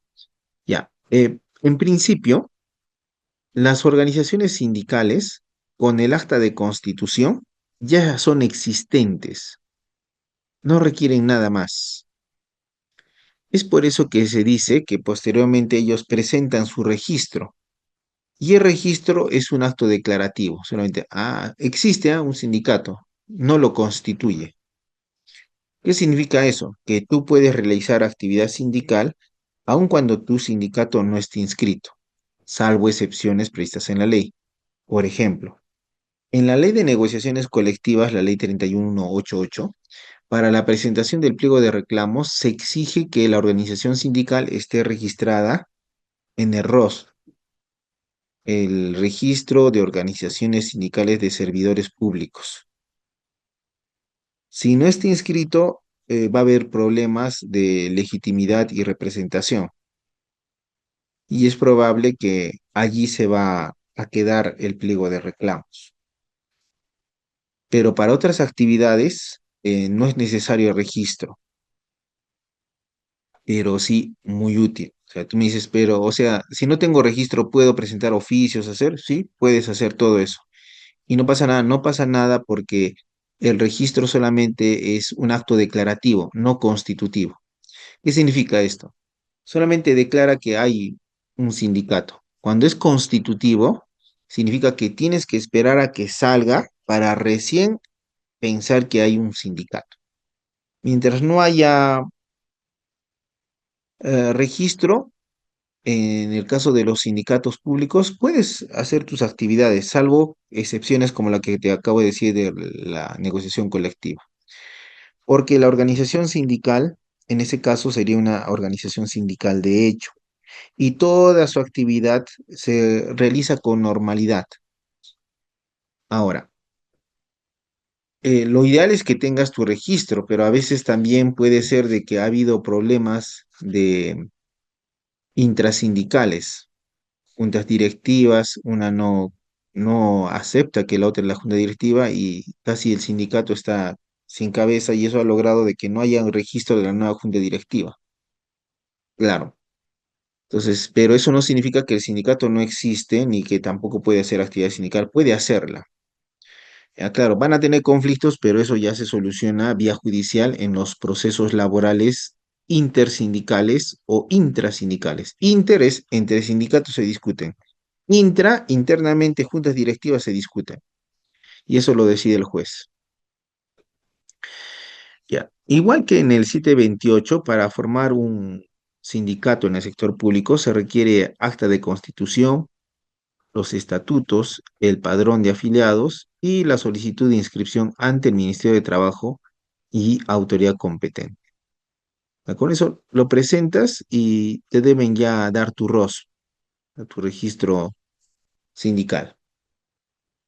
Em, Requisitos y barreras institucionales. En la práctica existen trabas como dilaciones administrativas, negativas arbitrarias o desconocimiento por parte de las oficinas de recursos humanos. Ya, a veces hay organizaciones sindicales y se dan cuenta del problema que tienen respecto de las autoridades que rigen la entidad. Uno, por ejemplo, uno es que se da una mala práctica sujetar la actividad sindical a que la municipalidad o la entidad pública le emita una resolución que reconoce su organización sindical. Eso es un trámite ocioso, no está previsto en la ley. Puedes hacerlo, pero que lo hagas no significa que sea obligatorio y tampoco condiciona tu labor sindical. O sea, una vez me dijeron, Ese doctor que no puede hacer nada porque estoy esperando a que salga la resolución. O sea, pasa 30 días y no vas a hacer nada. No es que tengo que esperar a que salga la resolución. Y eso es mentira, sí puede hacer. Solamente la entidad emite un acto administrativo de algo que existe. Porque si te sujetaras a lo que dice la autoridad, en ese caso aparece el convenio OIT 151, que prohíbe la injerencia en los asuntos sindicales por parte de la autoridad administrativa, en su constitución, administración y desarrollo. Rol de las autoridades administrativas frente al registro sindical. El Estado debe actuar como garante de este derecho, evitando cualquier tipo de obstrucción o discriminación. Es decir, que cuando tienes allí, presentas tu registro del sindicato o el registro de la nueva junta directiva, la entidad pública, que es el Ministerio de Trabajo, debe dar las facilidades del caso para que el registro se produzca y de esta manera se garantice la existencia del sindicato. Reconocimiento de la representación sindical, representatividad y legitimidad. Se exige que el sindicato tenga una base suficiente de afiliados y una dirigencia democráticamente elegida. Las facultades del sindicato en la administración pública. Puede participar en negociaciones, acompañar en procedimientos disciplinarios y formular propuestas sobre condiciones de trabajo. Procedimientos para acreditar y mantener la representatividad. Las autoridades pueden requerir información periódica, como padrón actualizado, para reconocer la vigencia de la representatividad. ¿A qué se refiere estos dos? Mira, en el primer caso, el sindicato esencialmente sirve para mejorar las condiciones de trabajo de sus afiliados, pero también sirve para ejercer la defensa de sus afiliados. Es por eso que para mejorar condiciones de trabajo participa en negociaciones. Para garantizar la defensa de sus afiliados puede acompañar al afiliado como asesor en procedimientos administrativos disciplinarios. Y también, si es que se emite alguna disposición respecto de la aplicación de condiciones de trabajo, el sindicato puede formular propuestas a la entidad pública, al titular del pliego o a la autoridad administrativa competente. En el caso de la representatividad, tú puedes decir, no, pero ahí podrían limitarnos. Bueno, no es tanto para limitar. Cuando les piden el padrón actualizado a las entidades, lo que pretenden es verificar si eres sindicato mayoritario o sindicato minoritario, porque en uno u otro caso el convenio resultado tiene un alcance diferente. Si eres sindicato mayoritario, es decir, de todos los trabajadores, digamos son 100 trabajadores, tú tienes 51 trabajadores, entonces eres el sindicato mayoritario. ¿Qué implica eso? Que cuando tú realices el convenio colectivo, este se aplica a todos los trabajadores de la entidad. Ahora, yo solamente de 100 trabajadores tengo 40 trabajadores. Eres sindicato minoritario. Entonces, el convenio colectivo solamente se aplica a tus afiliados y no a todos los trabajadores. Ya, veamos ahora el derecho a la negociación colectiva en el empleo público. Contenido, alcance y procedimiento. Dice, abarca la posibilidad de acordar condiciones laborales, económicas y sociales. Se inicia con una propuesta del sindicato y una mesa de trato directo. Distinción entre negociación y diálogo social. El diálogo es meramente consultivo, mientras que la negociación busca acuerdos vinculantes plasmados en convenios colectivos. Para la negociación colectiva, reglas para la negociación en función a niveles. Puede darse a nivel centralizado y descentralizado. Ya, en el sector público, en lo que vas a encontrar es, primero, la negociación colectiva es un derecho fundamental previsto en la Constitución Política del Perú. Punto. Ya en la práctica, la negociación colectiva es un procedimiento porque tiene etapas. No estamos hablando de procedimiento administrativo, ¿ah? Estamos hablando de que es un procedimiento que tiene etapas. Entonces, esa negociación colectiva se divide en etapas. Primera etapa, que se inicia con la presentación del pliego de reclamos o proyecto de convenio colectivo. Esto da inicio a la etapa de trato directo o negociación directa. En ese caso, las partes conversan directamente. Allí es conversar, dialogar, persuadir. Si quieres imponerle algo al otro, ya sabes de que si es que el otro no lo tolera, esa etapa de negociación por trato directo termina. Si no se ponen de acuerdo en trato directo, se puede ir a una conciliación. Es un derecho, ¿ah? Se puede, no es obligatorio. O tal vez te puedes ir a huelga. Eso ya es la estrategia sindical. Si te vas a a la conciliación, un tercero del Ministerio de Trabajo generalmente les dice a las partes para que puedan conversar y dialogar, les trata de hacer ver situaciones, ventajas y desventajas, pero no toma una decisión. Sigue la decisión en manos de los trabajadores y la entidad pública. Si no funciona la conciliación, te vas a huelga o también, o es otra facultad, podrías decirle al conciliador, ambas partes de acuerdo deben estar, que actúe como mediador. En ese caso, el conciliador, al actuar como mediador, escucha las propuestas de ambas partes y da un punto medio que puede ser favorable a uno y favorable al otro. Y esa propuesta es la que se puede admitir. Si fracasa la mediación, te puedes ir a huelga o, en su caso, a un proceso arbitral. El proceso arbitral inicia con la demanda arbitral, con la propuesta final de ambas partes ante un tribunal arbitral. El tribunal arbitral realiza una audiencia, recibe demanda, contestación y emite el laudo arbitral, el cual decide. Mientras estás en arbitraje, no se puede hacer huelga. Todo eso es el proceso de negociación colectiva. Y el producto de la negociación colectiva es el convenio colectivo. Generalmente piensas, ¿no? En la negociación colectiva hemos hecho el documento y dice convenio colectivo. Sí, está bien.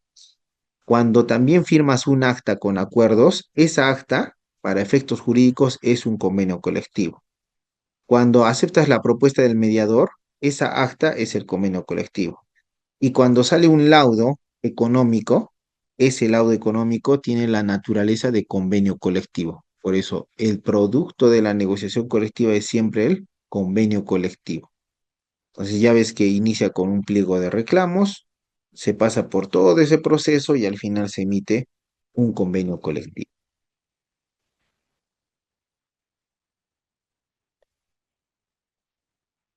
Ahora vamos a encontrar algunas situaciones como restricciones presupuestales y legales. El contenido económico de los convenios debe estar previamente autorizado por el MEF y no puede contradecir normas de orden público. Eso también es importante. Se establece dentro de todo el procedimiento de negociación colectiva en el sector público previsto en la Ley 31188, una etapa que no suspende, pero sí necesariamente se tiene que correr el traslado de las propuestas económicas al MEF, ¿ya? Porque el MEF tiene importancia en el Sistema Nacional de Recursos Humanos y no puede contradecir normas de orden público. Por ejemplo, si es un sindicato 276, no podría modificar el MUC, porque eso es una norma de orden público que deriva en un sistema único de remuneraciones. Control de legalidad por parte del MEF y entidades similares. Evalúan si los acuerdos son sostenibles y compatibles con el presupuesto institucional. Eso es importante. Lo que ha sucedido es de que a veces ya va a cambiar la gestión, entonces justo el alcalde, para malograr a la siguiente gestión, suscribe convenios colectivos donde reconoce beneficios y beneficios para los trabajadores sin que exista un informe de viabilidad presupuestal serio y documentado. Inclusive el MEF ha mandado una directiva de cómo debe ser el informe de viabilidad presupuestal. Por lo tanto, no es útil un pequeño informe que diga, sí tenemos dinero y se acabó.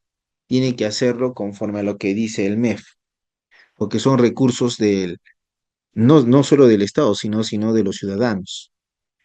Entonces, ¿qué está pasando en este caso? Ese convenio colectivo no se aplica, porque es nulo de pleno derecho, porque no está sustentado en el principio de provisión y previsión presupuestal, y se les está declarando la nulidad. Entonces, hay esos problemas. Entonces, para evitarte esos problemas, antes de emocionarte con todo lo que te pueden dar, tienes que preguntar de dónde va a venir la plata y que se haga bien el informe sustentatorio. Cuando ya tienes bien el informe que lo sustenta, recién suscribes el convenio colectivo para evitarte estar en un juicio. Esos juicios de nulidad de convenio no duran 6 meses. Es un año, primera instancia, otro año, segunda instancia, y casación es 2 años más, 4 años. Entonces, por eso, para evitar eso, siempre un informe de viabilidad presupuestal serio y real, que cuando pidan la nulidad, el juez pueda verificar, no en este caso, si había y rápidamente dice infundado, y tú ya puedes presentar tu demanda de ejecución de convenio colectivo, porque sabes que no lo van a quitar tu convenio colectivo porque tiene su sustento técnico. Entonces, existen las tensiones entre la autonomía colectiva y el control estatal. El control previo puede limitar la autonomía negociadora y generar conflictos sobre la validez de los acuerdos.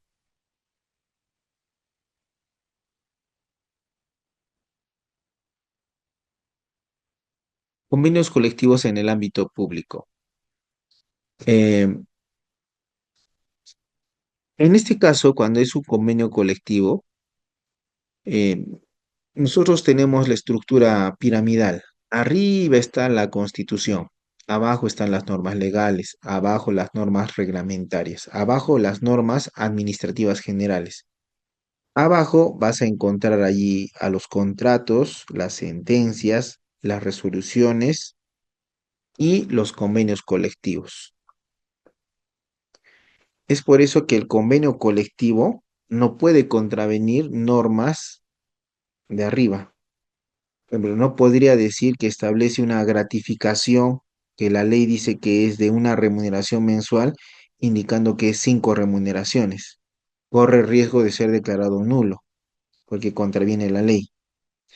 Ahora tú me dices, yo sí he visto que están ganando, es que todavía nadie ha pedido su nulidad o su resolución, pero si detectan, es posible dejarlo sin efecto. Ya. Ahora, no puede contravenir esto. Sin embargo, sí es obligatorio para las partes. El convenio colectivo en el Perú, y esa es una de las situaciones también que la Constitución del 93 ha avalado como proceso de flexibilización laboral, los convenios colectivos tienen fuerza vinculante. En la Constitución del 79, los convenios colectivos tenían fuerza de ley, y al tener fuerza de ley, le reconocías irrenunciabilidad de derechos. Actualmente solo fuerza vinculante. Es como un contrato. Por ejemplo, haces un contrato de préstamo, ¿quiénes nomás se pueden obligar? El prestamista y el prestatario, ¿correcto? El deudor y el acreedor. De la misma manera, en el convenio colectivo solamente se exige la entidad y el sindicato.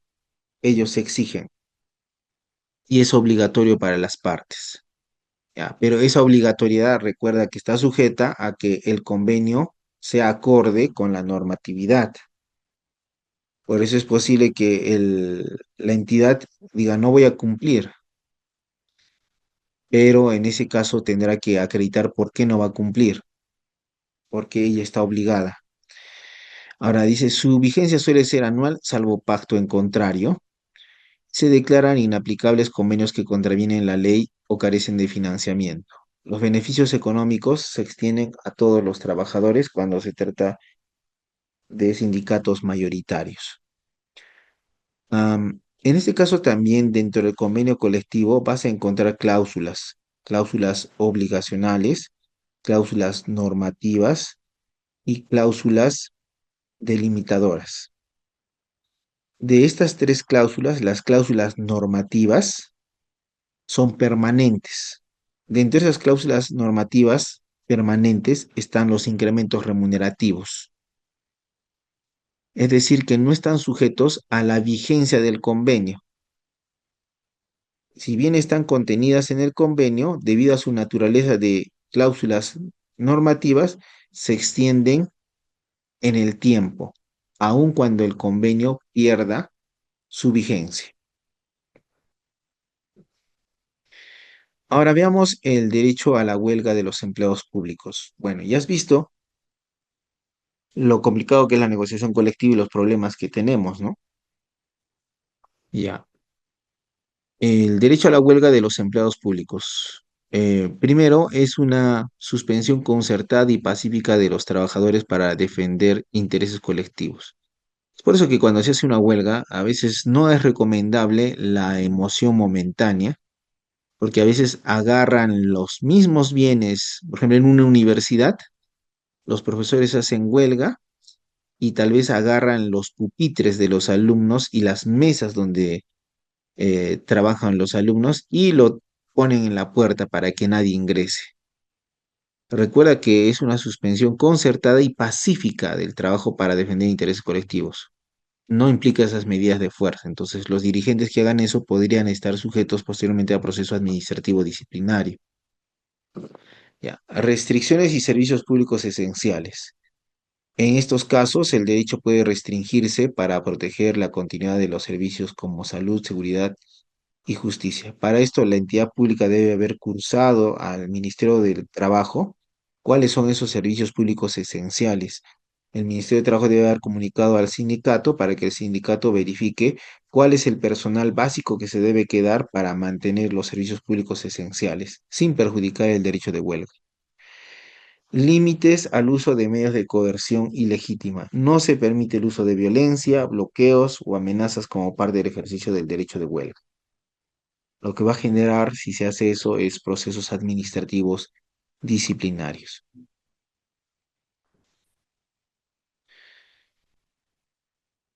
Para la declaración de huelga en el sector público, bueno, la declaración de huelga no solamente deriva de la negociación colectiva, que viste que en varios momentos se podía dar. Es un derecho que no está sujeto a la negociación colectiva, se puede dar en cualquier momento, siempre y cuando se justifique en el acta respectiva los motivos que hacen ir a huelga, el plazo de la huelga, los que aprueban la huelga según los estatutos o según la ley. Por eso dice que se exige acuerdo previo, se debe avisar a la entidad empleadora y comunicación a la autoridad administrativa de trabajo. Si es que no se cumplen con los requisitos de la huelga se declara improcedente y si aún así persiste, la huelga se declara ilegal.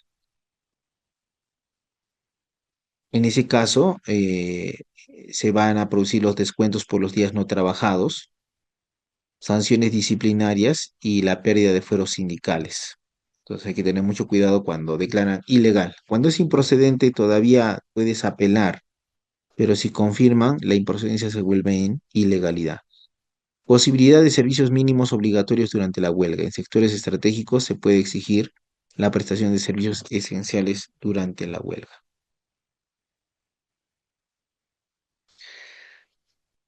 Ahora, los sindicatos pueden participar en los procedimientos disciplinarios de sus afiliados, ya sea acompañándolos o ejerciendo una defensa sindical.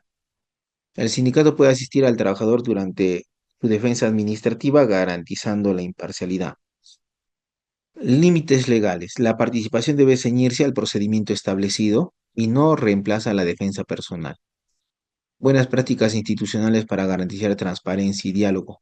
Incluir al sindicato en observadores o comités mixtos de revisión disciplinaria. Ahora, otra de las situaciones que también se da es que si bien en base a tu libertad sindical formas organizaciones sindicales, también se te otorga el derecho a ser elegido dirigente sindical. Entonces, como dirigente sindical también tienes tus propios derechos, como el fuero sindical y las licencias sindicales. Entonces, tienen protección contra el despido y pueden solicitar licencias con o sin goce de haber para ejercer la función. Su estabilidad laboral está reforzada porque si se despide un dirigente sindical, se presume que existe un despido nulo y eso se ve a través de una acción de amparo. No pueden ser despedidos durante el ejercicio de su mandato ni 6 meses después, salvo autorización judicial. La extensión de la protección a dirigentes suplentes y miembros de comisiones negociadoras.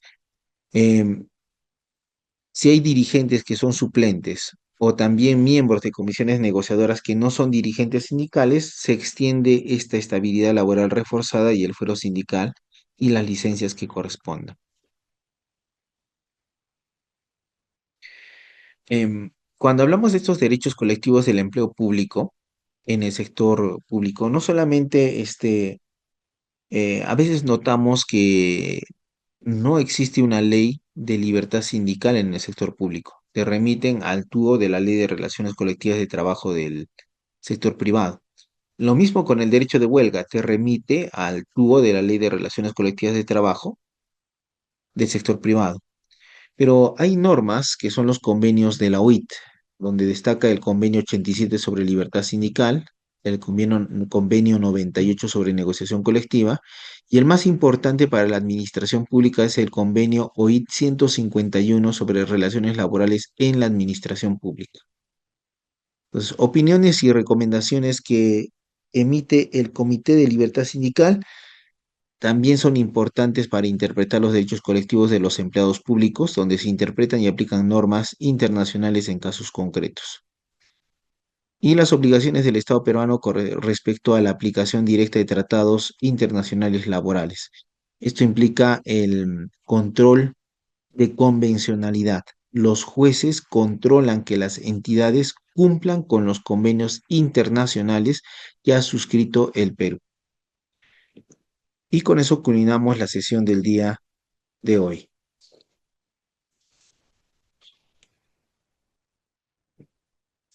Muchas gracias, doctor. Muchas gracias por su excelente ponencia. Los invitamos a nuestra colega que tenga alguna duda, alguna inquietud, que puedan hacer sus preguntas ahorita que el doctor los va a atender. Mientras tanto, vamos leyendo algunas preguntas en el chat que Richard nos ha preguntado, por ejemplo, buenas noches, doctor. ¿Cómo se puede probar ante el juez que el sindicato es mayoritario en la entidad? ¿Es responsabilidad del trabajador demandante probar o de la municipalidad? Dependiendo de lo que se pide en el proceso. Pero generalmente es importante que el sindicato, si es para reforzar su derecho, que él lo acredite. Para eso puede hacer uso de la Ley de Acceso a la Información Pública y pedir al jefe de recursos humanos que informe sobre cuántos trabajadores hay en la empresa y tu secretario de actas debe informar cuántos afiliados al sindicato hay. Entonces, si se verifica que son más que los que trabajan en la empresa, evidentemente es un sindicato mayoritario. Vamos con nuestro colega César, nos pregunta, doctor, fui CAS transitorio que ingresé por concurso público con 18 meses laborados. No me renovaron el contrato en abril, pero estoy solicitando la desnaturalización del contrato. ¿Podría solicitar el pago de las gratificaciones? Em, si es que te han despedido antes de que salga la ley, no tienes derecho. Si es que te logran reponer, tampoco hay beneficios sociales por trabajo no realizado. Solamente vas a pedir una indemnización. Andy Mendoza también nos está preguntando en el chat. Buenas noches, doctor. ¿Es necesario el consentimiento del trabajador para el desplazamiento? En el caso de los trabajadores CAS, no existe consentimiento siempre y cuando sea dentro de la misma provincia o dentro de la misma entidad. Andy también nos está preguntando, en qué casos puede existir una omisión de funciones cuando no se gestiona el presupuesto? Bueno, hay que evaluar, ¿no? La oficina de presupuesto tiene sus propias directivas. Si incumple esas directivas o pasos previstos en esa directiva para determinada actividad, allí puedes hablar de que hay omisión de funciones. Pero si está cumpliendo con lo que indican las directivas que le da el MEF, entonces no hay omisión de funciones.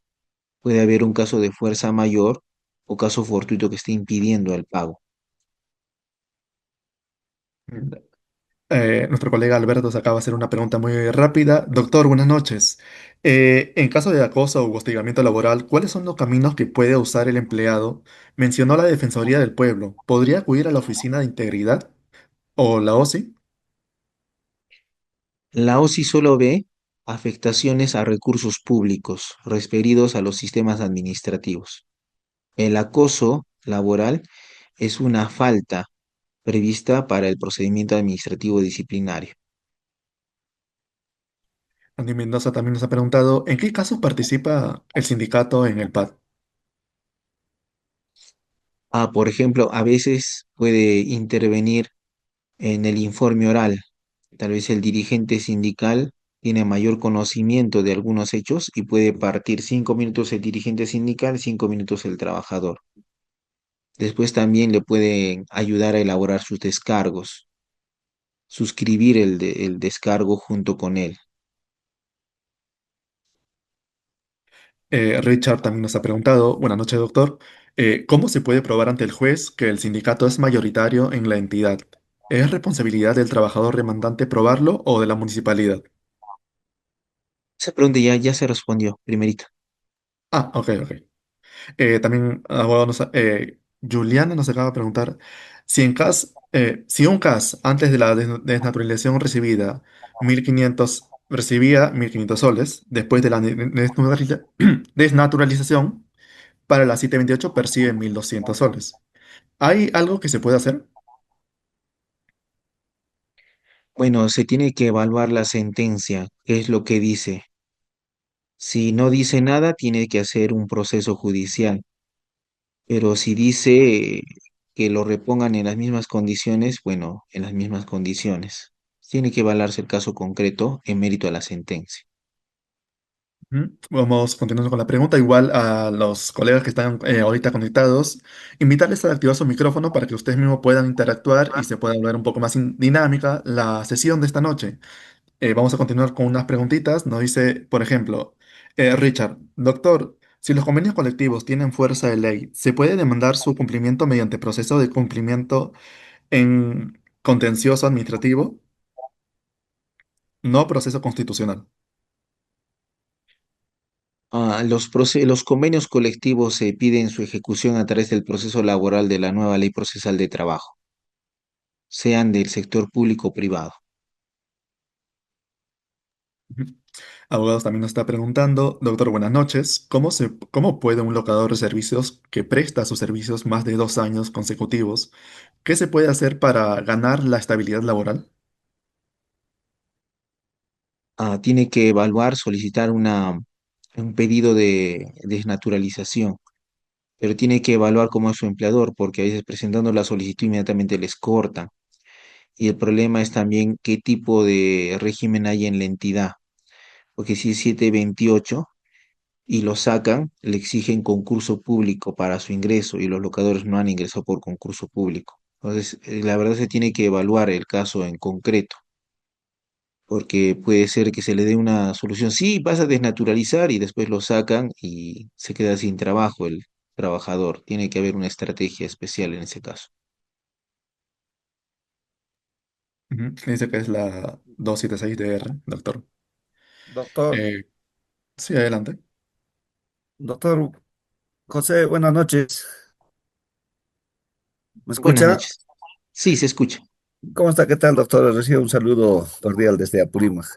Doctor, quisiera hacer una pregunta, de repente no es caso al tema exacto, ¿no? Pero sabe que, o sea, hay un caso, por ejemplo, había un funcionario público en el de salud, y lo cual que de haber pasado los 5 años, ha desnaturalizado, o sea, ha presentado una medida cautelar, era jefe personal, y hasta ahora, o sea, sigue, ¿no? Ya casi 10 años, ya sigue siendo jefe personal, doctor. ¿De qué manera se podría cambiar o mover a otro, doctor, a otro, o sea, otro puesto, pues, ¿no? O siempre, o sea, continuo y perenne va a ser eso, doctor. Usted sabe que para dar una respuesta en ese caso tendría que revisarse el expediente judicial que está a cargo de la Procuraduría General de la República o el Procurador Público correspondiente. Es el procurador el que debe informar en qué estado está el proceso y si es posible sacarlo o no jefe de recursos humanos. Si hay una sentencia que dice final, ya, y ya no hay nada, ningún otro recurso, entonces él tiene que seguir siendo jefe de recursos humanos.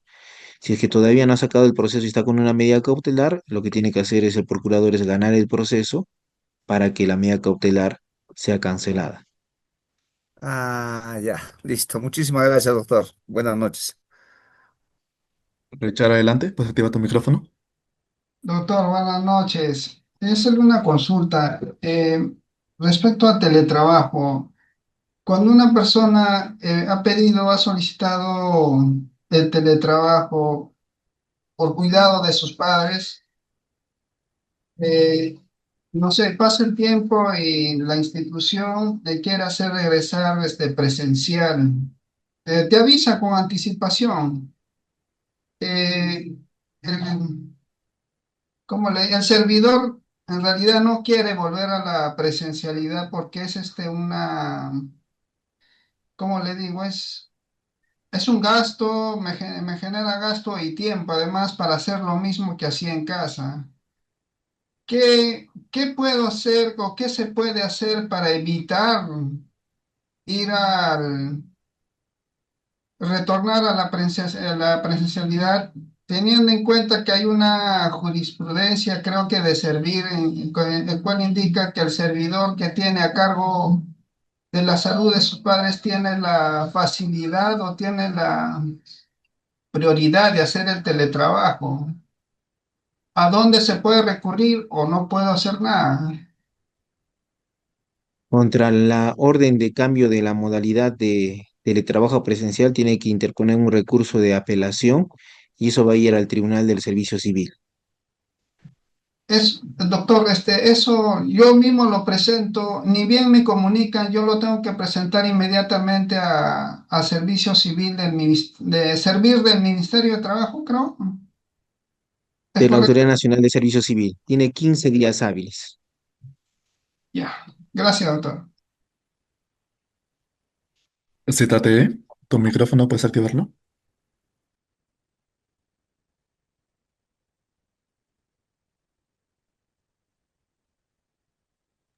Hola, ZTE. Bueno, ya continuamos, vamos terminando ya con las últimas preguntas. Tenemos una pregunta más, me parece. Alberto nos está preguntando, doctor, en el caso de los permisos, cuando en el reglamento interno no se señala su procedimiento, ¿el trabajador podría ser solicitado previamente en el momento que lo necesita o de manera posterior por regularizar? No, tiene que primero solicitar para adquirir un permiso. Primero se solicita, bueno, el procedimiento si no está regulado es al jefe inmediato. Jefe inmediato autoriza y sales de permiso. No es que yo me voy del permiso y posteriormente regularizo. Ahí implica abandono de cargo. Muchas gracias, doctor. Me parece que ya no hay más preguntas por el momento. Ya vamos a cerrar esta sesión. Ya con esta ronda de preguntas damos por concluida esta sesión. Le agradecemos mucho su participación, estimados colegas. Igual le expresamos un especial reconocimiento a usted, doctor. ¿Algunas últimas palabras para culminar esta noche? No, que les vaya bien en el curso, vean sus derechos laborales, siempre con calma. No todo siempre es ganar, también hay interpretaciones a favor del Estado. Les vuelvo a repetir, es el empleo público, no es el derecho del trabajo. En el empleo público vale el presupuesto, vale el interés público. Entonces siempre hay que ir con cuidado. ¿Para qué? Para evitar hacer gastos que no son útiles para ustedes como trabajadores, pensando que se va a ganar algo y después no se gana.